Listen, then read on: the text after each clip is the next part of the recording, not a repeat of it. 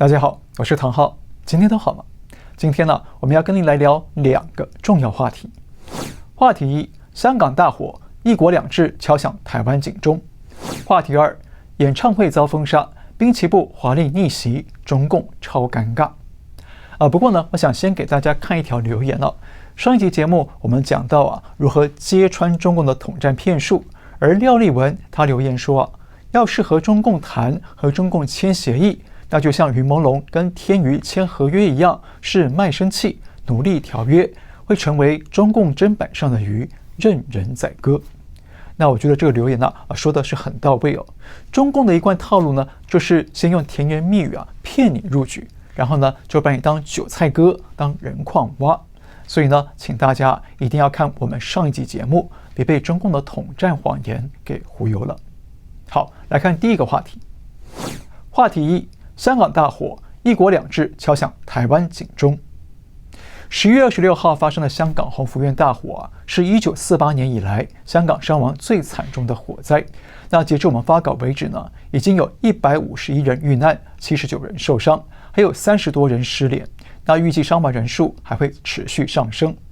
那我们在此呢，向遇难者及家属表达最沉痛的哀悼。那这场大火呢，基本上可以确定是人祸导致的。最早因为大楼外墙的围网呢，因为不明原因着火，但是围网并没有符合规定，不能阻燃，导致大火快速的蔓延。再加上大楼里的火警警钟没有响，导致居民来不及逃生，酿成这场惨剧。虽然这起案件还在调查中，但是呢，这起火灾却是2020年香港国安法实施以来的最重大的公共事故。换言之呢，就是香港的一国两制几乎快变成一国一制以来的最大灾难。而在这场灾难当中呢，我们看到有越来越多的中共特色呢输出到了香港，很值得台湾的朋友们来借鉴与警惕。那有哪些中共特色的现象呢？第一个现象，施政不严谨，人民安全难有保障。其实在1年多以前呢，香港建筑工程师潘卓宏就曾经吹哨警告了。他发现鸿福苑外面的围网不符合防火标准，他拍下了现场视频，向几个政府单位投诉了100-200次。那最后呢，劳工处处长回信给潘卓宏说该工程不使用明火和易燃物，发生火灾的风险很低，所以呢可以不用阻燃防火。那结果呢，大家都看到了。大火发生之后呢，香港政府一开始也说大楼的围网是合格的，符合阻燃标准，并且呢把大火的矛头指向窗户外面的发泡胶板。但是呢，就像我们刚刚在影片里看到的，快速起火的明明就是围网所以呢，12月1号港府又拐了个弯说大楼有部分的围网没有符合阻燃标准，是建商刻意在鱼目混珠。说建商呢在低楼层的地方用合格的阻燃网用来给这个政府来检查，那其他高楼层的围网呢就用不合格的网子。因为呢合格的围网一卷要100港币，而不合格的网子呢一卷只要54港币。那言外之意呢是无良的建商骗了港府不是港府无能可是呢，回到刚刚的影片呢，可以明确看到围网是在1楼就起火了，低楼层的网子也没有阻燃效果而且劳工处回信给吹哨人潘卓宏的时候也默认了鸿福苑的围网确实不合格，但是因为起火风险低，所以可以不用防火，只要能够防坠就行。那这2大疑点，港府要怎么解释呢？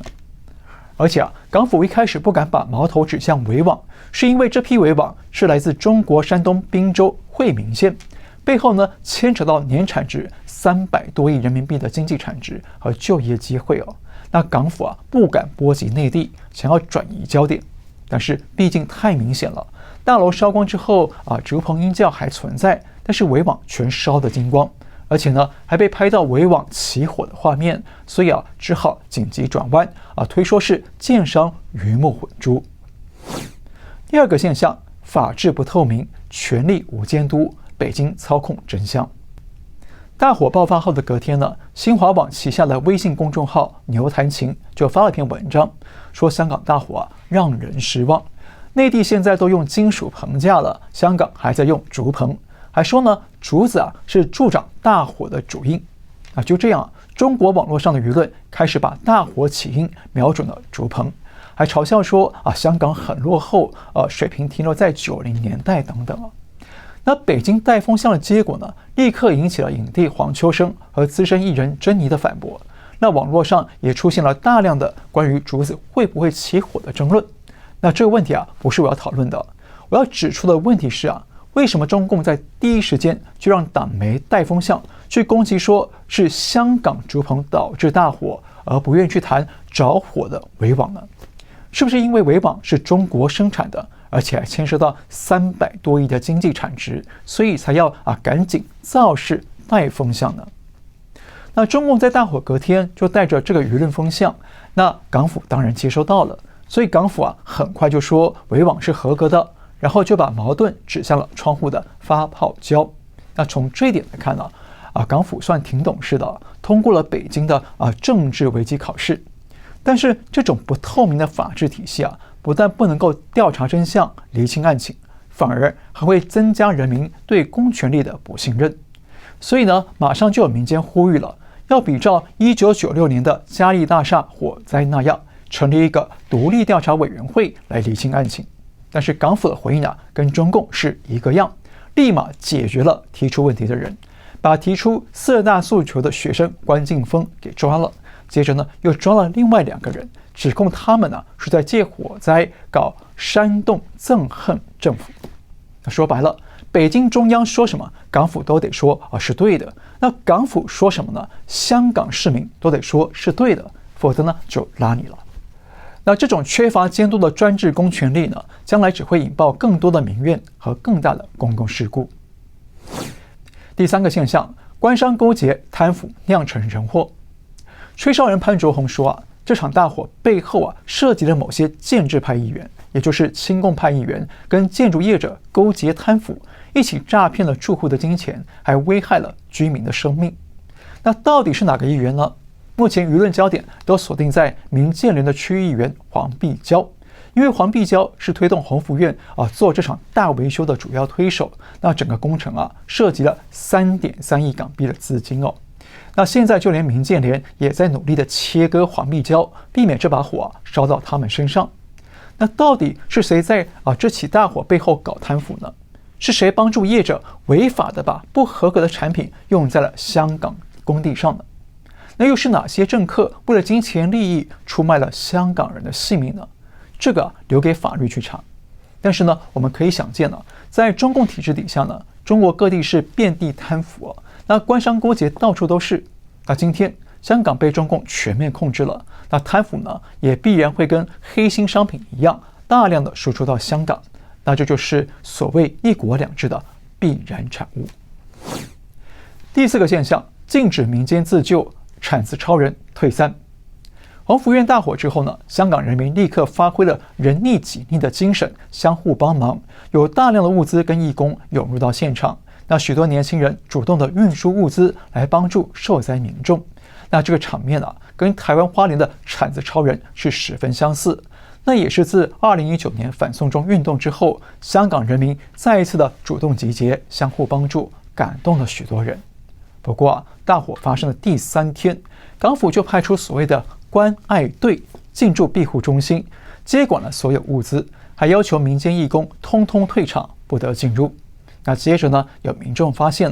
关爱队主要是到现场打卡拍照，并不积极的帮助灾民，甚至还有人私吞物资。那其实这个现象，我们过去在铲子超人节目里就分析过了。中共统治底下是不允许铲子超人的，因为任何大批民众的聚集呢，在他们眼里都是政权威胁，都是潜在的动乱根源，而且灾难容易形成民怨，容易形成反党反政府的势力。所以关爱队的进驻呢，不是真的要关爱灾民是要关爱港府跟中南海。那关爱队的政治维稳任务呢，远高于社会救难。第5个现象，灌输仇恨，挑拨分化中港台人民。香港大火发生之后呢，在28号凌晨，中共党媒人民网发了个短视频，叫今晚吃叉烧。而这很明显是在拿香港知名的叉烧饭来嘲讽香港大火，而且还有许多中国网民上去留言说，大埔不是有现成的吗？可惜火太大，港式叉烧烧焦了等等。好，党媒这个视频跟留言真的是毫无人性可言往别人的伤口上来撒盐。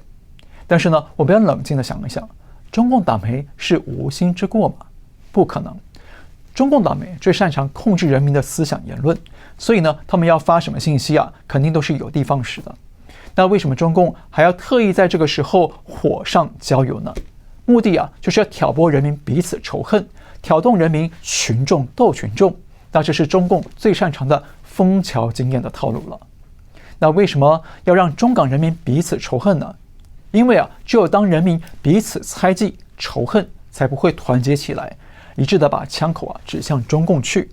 而且呢，这也才方便中共未来可以随时的树立敌人，比方说香港台湾日本等等用来转移中共的境内危机。那与此同时呢，有一位自称是台湾网友的账号，在网络上用《鬼灭之刃》的无限城和101大楼烟火来嘲讽香港大火，也立刻引爆网络的一片骂声。但是我高度怀疑，这账号幕后的人不在台湾，不排除是有人反串来低级黑台湾人的，甚至不排除是中共的操弄。因为这篇贴文底下呢，马上冒出了许多攻击台湾的言论和挑动香港人仇恨台湾人的留言，说看到台湾人的真面目等等那这种在港台之间煽风点火的现象是非常不寻常的。但可以肯定的是中港台人民的彼此仇视与分裂绝对是中共最想要的局面。不但可以孤立香港、孤立台湾，还可以让中港台人民无法联合起来对抗中共。好，那看到这里呢，我们就能发现了，今天的香港大火其实已经曝光了中共一国两制的统治危害。一国两制不但会摧毁自由、民主和法治，还会威胁人民的生命财产安全，摧毁生活品质，还会摧毁人与人之间的互信与人性。所以说香港大火真的是为台湾敲醒了警钟，那台湾的朋友务必要引以为戒。再来看话题2，演唱会遭封杀，滨崎步华丽逆袭，中共超尴尬。中共与日本的台湾有事之战战场是不断的扩大，那现在已经波及演艺圈了。日本歌手大龟真希日前在上海演出到一半突然整个舞台被断电，那歌手被莫名其妙的请下了台。那接着是日本天后级歌手滨崎步的上海演唱会，就在演出的前一天被通知因为不可抗力因素必须取消，引发全球粉丝的震惊。那我们都知道其实所谓的不可抗力因素呢，就是来自中共政府的政治因素。那中共官方却是敢做不敢当有媒体去问中共外交部说，为什么滨崎步演唱会被取消，那大龟真希演唱会会被中断呢？外交部说建议你向主办方了解。那中共就是这样总是人前装文明，人后耍流氓。滨崎步在知道演唱会取消的当天呢，也是相当惊讶。他在 IG 上发了图文安慰粉丝，要粉丝不必担心他。那他还跟中国的、日本的工作人员一起合照。他还说，我仍然强烈的认为娱乐应该是一座连接人们的桥梁，而我想站在创造那座桥梁的一方。那接着呢，滨崎步给了全世界一个惊喜，一场华丽的逆袭。滨崎步对着全场空无一人的舞台卖力演出了全场，他把整个过程拍摄下来，接着在 IG 上发了几张无人演出的照片。那从照片里清晰可见全场观众席是空的，但是舞台上的滨崎步与工作人员呢，却是比照正式演出的服装与化妆来表演。那滨崎步在 IG 上写着，虽然是14000个空座位，但我感受到来自世界各地TA 们满满的爱，那这是我最难忘的演出之一。感谢来自中日的200名工作人员、乐队成员和舞者，让这场舞台得以实现，由衷的感谢你们。这个消息传出之后立刻吸引全球媒体的热烈报道，媒体纷纷称赞他的敬业精神，而香港影帝黄秋生也在脸书上称赞滨崎步是真正的艺术家。那就在各界盛赞滨崎步的表现的时候呢，中共媒体澎湃新闻突然发了个报道，声称滨崎步的无人演唱会其实只是彩排而已。因为呢，有个叫赖宗荣的人啊，自称是滨崎步的摄影团队工作人员，是他偷拍了这些照片，杜撰了这个一个人演唱会的假讯息，才会被所有的媒体给转发。不过这个说法马上就被中国粉丝在内的网友们驳斥和嘲讽了。难道滨崎步会拿你偷拍的照片去发吗？那彩排需要上全妆吗？其实就在演唱会宣布取消当天的晚上呢，就有粉丝在会场外面听到了滨崎步演唱的歌声。原本以为是彩排，那后来传出是滨崎步决定把演唱会完整的演出一遍，录制下来，以后呢再跟歌迷来分享。那因为这次演唱会动用了200名工作人员，光是舞台就花了5天时间才搭建完成哦。那稍后呢，滨崎步也在 IG 上发了限时动态文章，证实了这件事。他说我们在昨天宣布演唱会取消之后，在无观众的情况下，从第一首到安可曲完整的演出之后才离开会场。原本应该能见面的那14000名粉丝们，演出者与全体工作人员都以全身全灵与正式公演毫无差别的心意，完成了这场舞台演出。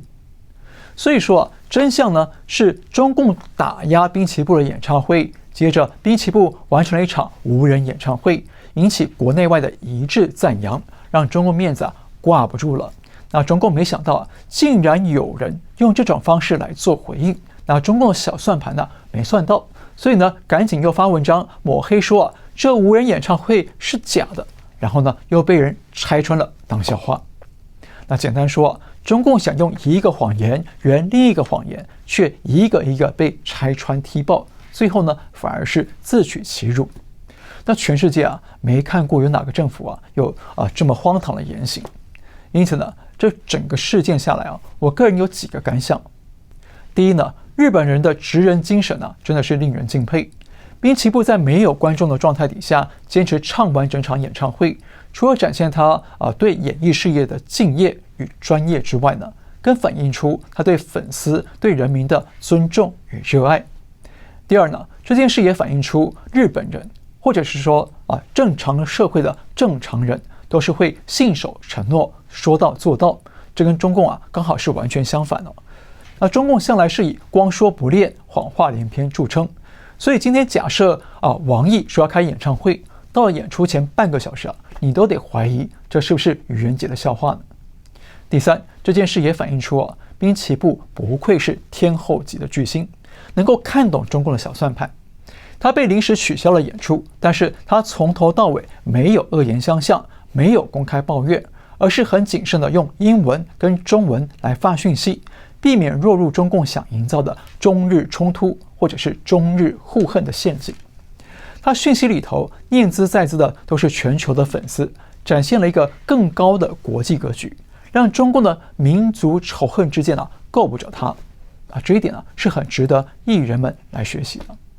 那虽然他也用限时动态的方式转发了许多台湾媒体对他的报道，但是呢，他的应对进退拿捏得非常精准一方面不落入中共的政治斗争陷阱，另一方面呢，也委婉地表达他对中共当局的不解与抗议。那这是非常高情商、高智商的华丽逆袭。那最后呢，这件事也彻底曝光了中共的阴险狡诈和不知羞耻。他先是把自己对日本首相的仇恨放大成全中国对日本的斗争，那接着呢又打击日本艺人，想挑起日本艺人对日本政府的不满，那接着呢又生出一个又一个的谎言，想来圆自己制造的谎言，但是全部都失败了。所以简单一句话，中共想要打压滨崎步这位巨星来给日本一个教训，没想到却被不解的华丽逆袭给放倒了。全世界升高了对日本的好感与尊敬，也升高了对中共的厌恶与嘲笑。好，今天聊到这里，感谢你收看，我们下次再会。